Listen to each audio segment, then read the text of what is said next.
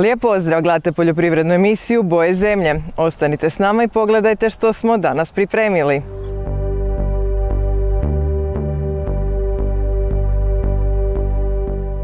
U današnjoj emisiji donosimo. Bili smo na tečaju rezidbe maslina.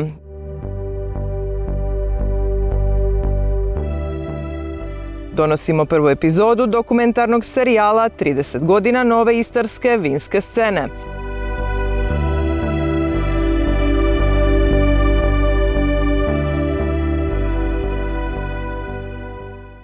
Edukacija i stalno usavršavanje preduvjet je za razvoj svakog posla. Isto tako je i u maslinarstvu. Tečajevi radionice, posebice kad je u pitanju rezidba, svake godine privlače sve više polaznika. Tradicija maslinarstva duboko je urezana u Istrijane, ali moderno maslinarstvo, podizanje kvalitete maslinovog ulja i praćenje svjetskih trendova stiglo je s učenjem. Na tom su putu razvoja od nekad malih do danas velikih maslinara veliku važnost odigrale radionice i tečajevi koji su organizirali županija i razne udruge. S godinama sve veću popularnost ima i edukacija rezidbe maslina koju u sklopu projekta Slow Food organizira Vodnjanska udruga Istarsko u suradnji s lokalnim agronomima. Počeli smo tamo oko 2015. negdje i to su bili po 2 tečaja recimo godišnje i raste i broj ljudi koji dolaze na tečaj rezidbe i raste i mjesta od kuda dolaze. Na početku smo bili onako više definirani za Istru, a sada jako puno ljudi iz Dalmacije dolaze, iz Slovenije.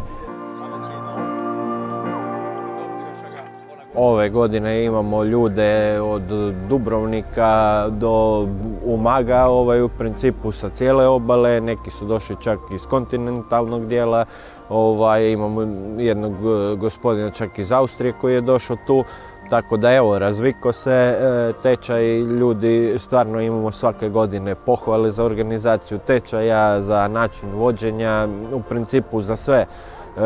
Tu i tamo se uvijek nađe neki minus, ali na tome se poradi i idemo uvijek ispravljati neke greškice koje se dešavaju. Iako su maslinari koji imaju veće nasade već krenuli u rezidbu, vlasnicima manjih maslinika rezidba se još uvijek ne preporuča. Općenito ljudi prerano počinju rezati masline. Znači u 2. mjesecu početi rezati masline, eventualno nešto u debelo, kako se kaže, se da napraviti. Ljudi, kako i mi tu na tečaju govorimo, znači oni koji imaju 100, 200, 300 maslina, ono što se može porezati u tjedan dana, prije 1.4. ne treba ni početi rezati. Do onda se mogu odraditi i zaštite i sređivanje samo toga. Kad se vidi to žešće kolanje sokova koje se nalazi unutra, vidi se i samo zdravstveno stanje te masline. Jer mi nekad u doba mirovanja, ako krenemo s rezidbom, mi nju budimo. Onda vidjeli smo i prošle godine snijeg u 4. mjesecu. Znači jednostavno, po meni, odgađanje rezidbe, ako možete normalno, ako imate 100 maslina pa ih možete porezati, odgodite šta dalje može. Ne da bude u cvatu normalno, nego prije. Ali kod velike količine maslina vi jednostavno nemate vremena i onda krećete ranije. S time da ta rezidba onda treba biti organizirana tako da se najprije ide u deblje rezove, znači koristiti pilu, a onda kasnije sa škarama raditi prorez. Znači ako idemo prerano, prerano budimo, tu su mogućnosti nekakvih mrazeva i nižih temperatura. Druga stvar, ne znamo koje grane su u kojoj su u optimalnoj kondiciji, tako da i tu će nam onda to otežano biti režemo na slijepo.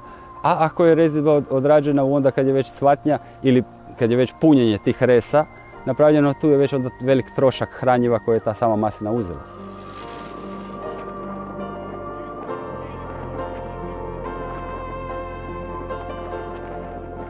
Dobro rezana maslina znači da je balans između drvne i lisne mase uvijek u smjeru lisne mase. Ono što se najčešće vidi, najčešća greška u takvim stvarima je to da se jednostavno skida jako puno tankih mladih grančica koje su u biti one koje nose plod, a da se ostavljaju ove debele skeletne grane. Nama debele grane isključivo služe kao skelet koji nosi te mlade grančice koje nam donose prinos, odnosno maslinu. Druga stvar je da jednostavno u svim dijelovima krošnje dolazi jednaka količina sunca.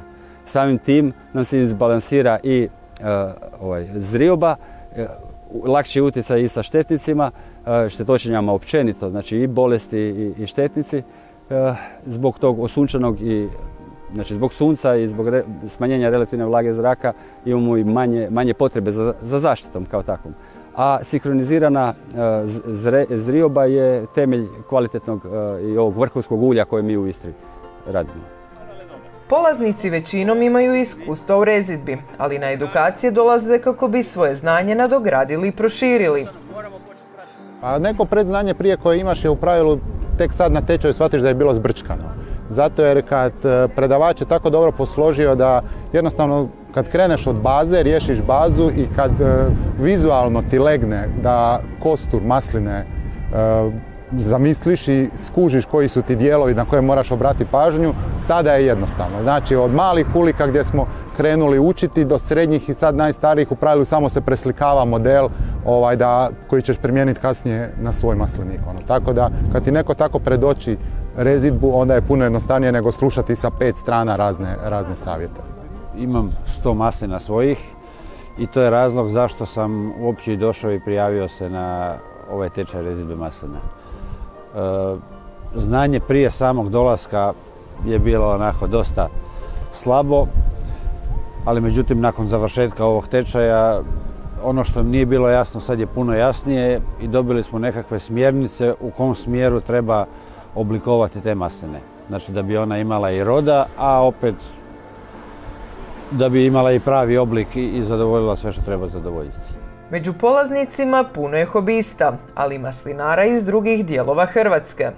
Dolazim iz Dola na Hvaru, bavim se maslinarstvom i došao sam u Vodnjan na tečaj rezidbe maslina vezano za polikoničnu vazu zbog toga što taj uzgojni oblik kod nas nije toliko zastupljen i volim se educirati i naučiti neke nove stvari koje će mi sigurno koristiti u daljem mom razvoju u maslinarstvu.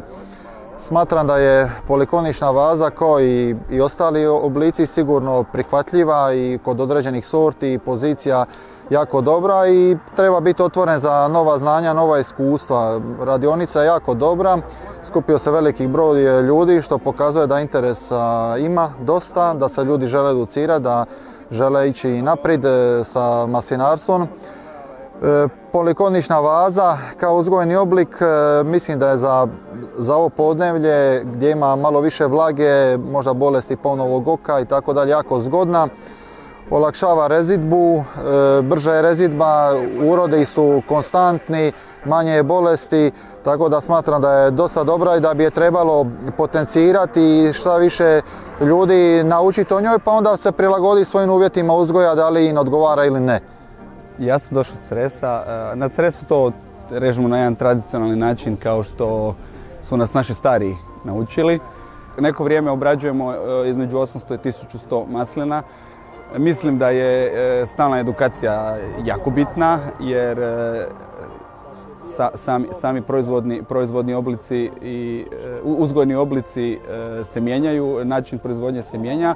Istina, na našim terenima je problem malo ta polikonična vaza, to jest vratiti stara stabla u tu formu, ali ako to donosi bolje rezultate, to je jedan od razloga zašto sam došao. Nešto vidjeti, nešto naučiti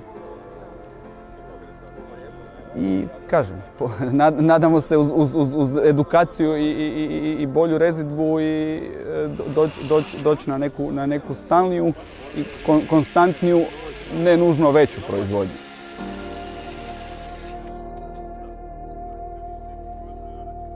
Situacija na Hvaru u Dalmaciji vezana za maslinarstvo, mislim da smo na jako dobrom putu.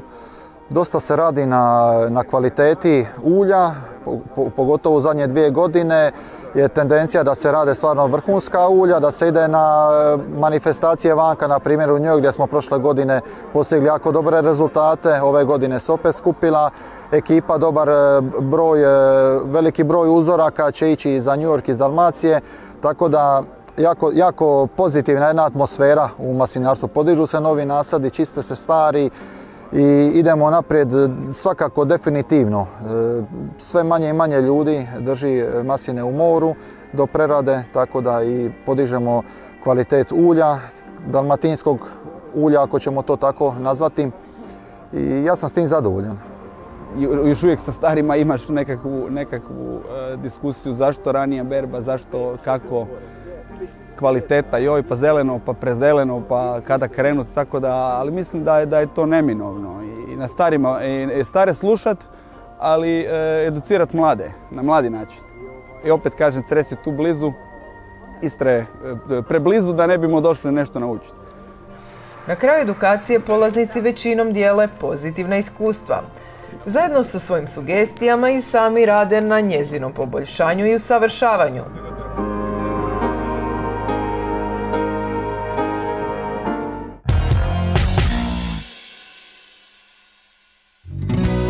Vaš oglas može biti objavljen u sklopu emisije Boje zemlje.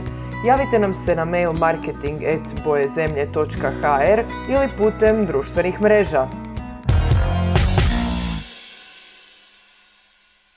Iza nas je projekt realiziran pod pokroviteljstvom Odjela za poljoprivredu Istarske županije, gdje smo s našim suradnikom Emilom Perdecom krenuli u obilazak istarskih vinara i ključnih ljudi koji su zaslužni za vinsku scenu kakvu danas imamo.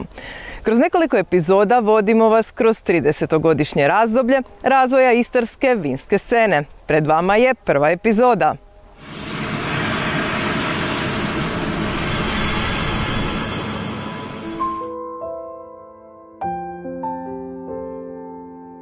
Kultura vinove loze na istarskom tlu poznata je od antičkih vremena, preko Rimljana, Mlečana, Austro-Ugarske, Italije, Jugoslavije pa sve do danas. U novijoj povijesti nagli procvat istarskog vinogradarstva započinje u drugoj polovici 19. stoljeća kada se razvijaju austro-ugarski gradovi, a istarsko vino počinje biti sve traženije. Jedna od prekretnica je odluka Istarskog sabora od 5. rujna 1884. godine o osnivanju Istarskog vinarsko-voćarskog instituta u Poreču, koji je s radom započeo 1885. godine. Značaj instituta je tad bio jako velik u pogledu toga da se istraživalo kako poboljšati proizvodnju što se tiče i vinograda, ali i podruma. Radilo se na introdukciji novih sorata i naravno velik značaj je pridan problemima koji su tada u to vrijeme nastali, a to su naravno dolazak filoksere iz Amerike u Europu, kao i dolazak bolesti plamenjača i pepelnica. Pošast koju je krajem 19. stoljeća insekt filoksera izazvao diljem svjetskih vinograda nije zaobišla Istru. Pojava ovog nametnika istarskom je vinogradarstvu prouzročila velike štete. Kad je filoksera bila u ovim zapadnim zemljama, nije još bila kod nas, zapravo se tu dogodio procvat vinogradarstva jer u tim drugim zemljama je nastala nestašica vina. Kod nas su se vinogradi tad aktivno sadili, naravno vino se izvozilo. Međutim, kad je postupno filoksera došla i u Istru, tad se dogodio naravno velik udarac na vinogradarsku proizvodnju, što je rezultiralo svim onim posljedicama koje uključuju i iseljavanje stanovništva. Početak 20. stoljeća obilježen je postupnim oporavkom vinograda, a u Pazinu je održan prvi istarski javni pokus vina, prva takva manifestacija na ovim prostorima. Bilo je negdje oko 1000 uzoraka, dakle ogroman broj uzoraka prijavljen na toj izložbi. I to je bio jedan početak stručnog rada, ja bih rekao, na tim prostorima. Znači, ako znamo da je stanica tadašnja za vinogradarstvo i vinarstvo osnovana 1875. godine ovdje u Poreču, a par godina kasnije je otvorena, da tako kažemo, filijala i u Pazinu.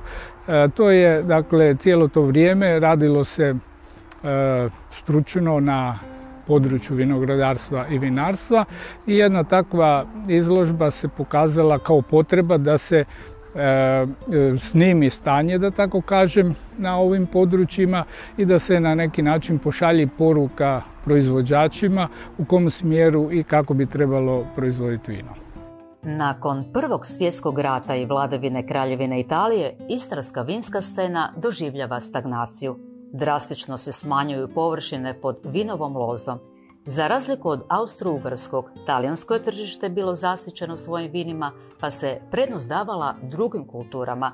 S 34.000 hektara u 1907. godini površina vinograda pala je u 1945. godini na 14.000 hektara. Nakon Drugog svjetskog rata osnovani su poljoprivredno-industrijski kombinati gdje se nastojilo okrupniti vinogradarsko-vinarsku proizvodnju i u to vrijeme uglavnom dominantno se sadila Malvazija istarska, ali pored nje važnu ulogu su imale i poznate francuske sorte kao što su Cabernet Sauvignon, Merlot, Chardonnay, Pinot i ostale sorte koje su također imale značajan udio u proizvodnji. Znači smanjio se broj sorata koje su se proizvodile u znatno većoj mjeri. Vodeću ulogu u vinarstvu preuzimaju poljoprivredni kombinati koji su osnovani u svim većim istarskim gradovima. 1963. godine u Poreču se osniva PIK Poreč, koji kasnije prelazi u sastav turističkog poduzeća Plava laguna i tako nastaje Agro Laguna. U ono vrijeme ja mislim da je bio to procvat i poljoprivreda i svega ostalog, tako da mi smo imali u tom sustavu praktički osiguran plasman naše robe, vina, ulje i sve ostalo što smo imali. U ono vrijeme je bila velika proizvodnja povrća, velika kooperacija je bila uz nas, je bilo 350 kooperanata koji su imali praktički sve što se proizvelo se je riješilo unutar sustava. Sustav je bio dobro organiziran, tako da su viškovi odlazili po čitavoj ondašnjoj državi. Krajem 80-ih jedna od najznačajnijih vinogradarskih tvrtki bio je PIK Umag. U središnjoj Istri značajan čimbenik na vinogradarskoj sceni bio je vinski podrum u Motovunu, koji je uz nekoliko manjih podruma tada poslovao u sastavu moćnog kombinata Puris. U tim godinama s proizvodnjom kreću prvi privatni vinari. Sredinom 80. godina prošlog stoljeća pokreću vlastitu proizvodnju vina. Među prvima koji su krenuli tim putem su vinarije Ravaliko, Markežić i Katunar. Ne mogu se sjetiti, jako je još bilo Jugoslavija ili nije, znate, još, ne znam, 97. godine, 98. Ovako smo počeli i znate kako je kad se počne. Da, ali odmah smo išli na tržište po restoranima, po gostionama i imali smo odmah uspjeh i smo prodali dosta robe i ovako. Malo su bili suprotni ovi velike firme, su rekli kako, jer Anka u Poreču smo dobili veliko zlato za Muscat i opet vam kažem na Veli sajam u Zagrebu smo dobili 4 zlatne medalje oni put. U ona vremena 80. godina nije bilo bitno za veći dio publike kvaliteta samog vina, nego to je onda bilo još vrijeme gdje je bilo bitno količina vina koja se konzumirala.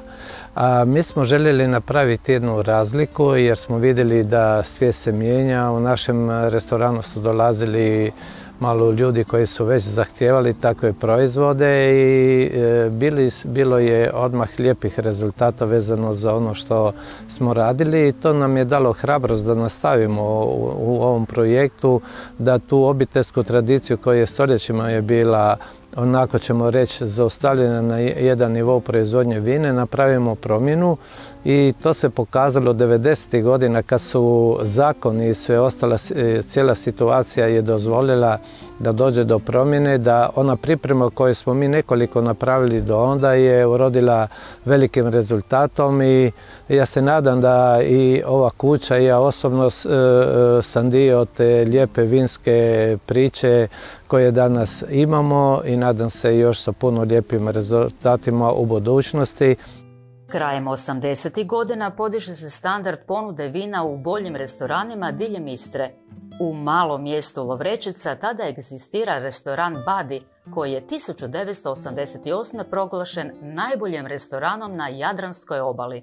Vina kao vina se tada poznavala samo crna i bijela. Normalno na ovom dijelu Bušine tada je bila čuvena Malvazija, Buteljirana vina 90. i 91. godine poslije rata, kad je bila još bivša Jugoslavija, u moj restoran su došla prva buteljirana vina, to je bila Goriška brda, koje su onda probili na Hrvatsku regiju, ovaj dio, i to su njihovi bili izvrsni sivi, pinoti, rizlindi, ono čuvena njihova strašno dobra vina koja su bili nosili u košarama od mlijeka, onda puta još nije ni bilo kartona. Da bi se poslije njih pojavili onda i vinari istarski, među kojima je prvi bio Ravaliko, koji je isto tako počeo sa flaširanim vinima, sa Buskom, Malvazijom, Merlotom, Teranom i tako. I onda se pojavili ovi mladi vinari, iza toga odmah to je Koronika bio, De Grassi, Kozlović i ovi svi danas mladi vinari koji su promijenili maksimalno kulturu vina i proizvodnju vina koje danas znamo koliko i kako vrijede ta vina. Bilo je to razdoblje kada na istarskom području nije postojala kultura vina kakva je danas. U narednom razdoblju, nastankom nove države i promjenom zakonskih regulativa, dolaze i promjene koje će se reflektirati na razvoj vinske scene.